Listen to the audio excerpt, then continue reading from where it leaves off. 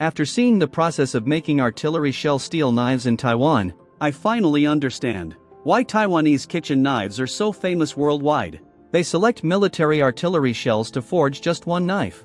Its sharpness is such that it can cut hair with a breath and bone like mud. Even a supercar in the water is just a pushover in front of it. This is a blacksmith shop in Nantou, Taiwan, China, nicknamed the Cleaver King.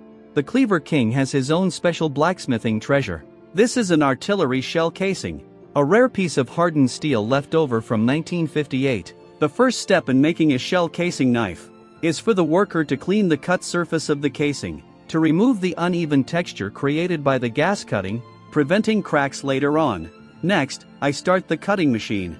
I place the shell casing at the center point and cut it in half. One shell casing face can be forged into 2 kitchen knives. One shell casing can be divided into 4 casing faces. This means one artillery shell casing can make at least 8 kitchen knives, and at that time, more than 400,000 shells were fired. You can imagine what a huge number that is.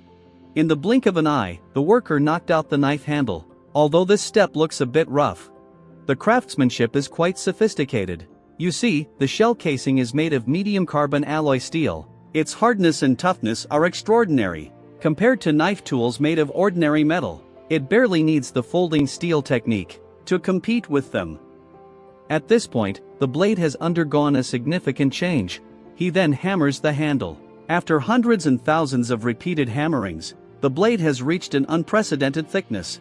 The master craftsman then picks it up with tongs and moves it to the furnace. Judging by the surroundings, this small workshop must be decades old. Besides making some kitchen knives, he can also forge some farm tools, such as hoes and axes. For decades, the old man has done this day after day, year after year. Every day, he has to endure the noise and the intense heat. But this doesn't affect his love for this craft at all. He then continues to observe, checking whether the blade meets the requirements. Then he takes out a piece of cardboard and draws the model of the finished cleaver on it. I trim off the excess edges with a sharp knife. A mold is thus formed. After the mold is finished, I place the cleaver under the cutting machine.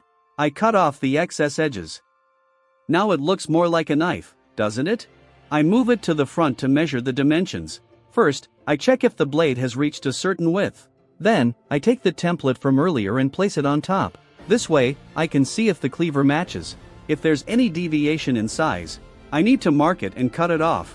With the blade now processed, I now move on to the next step, grinding. The worker takes the blade and grinds the back of the knife thoroughly. The back of the blade doesn't require precision, so I just need to apply force during the grinding process, and the other side is also finished at this point.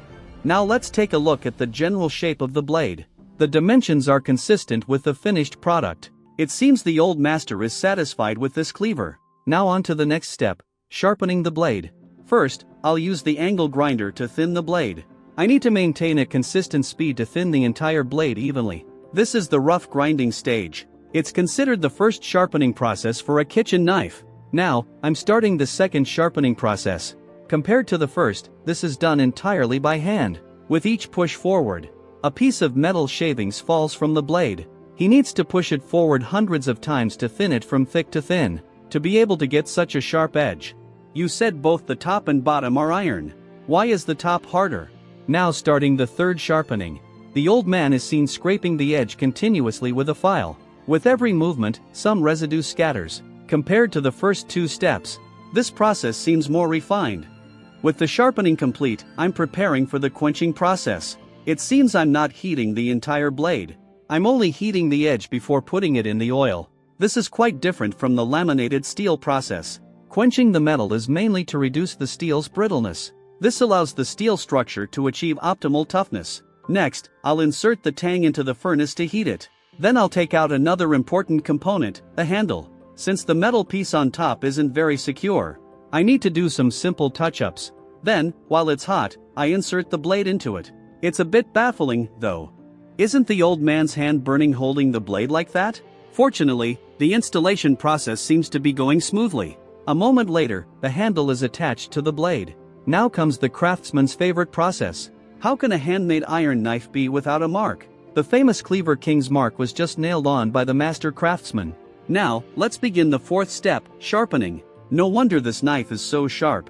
He can actually polish the surface to be as bright as a mirror. Let's weigh it. It's probably more than 3 Gene. Do you think a net weight of over 3 Gene is heavy? Let's test its sharpness. The tuna is cut as easily as tofu with this knife. So this artillery shell casing knife, how much do you think it's worth?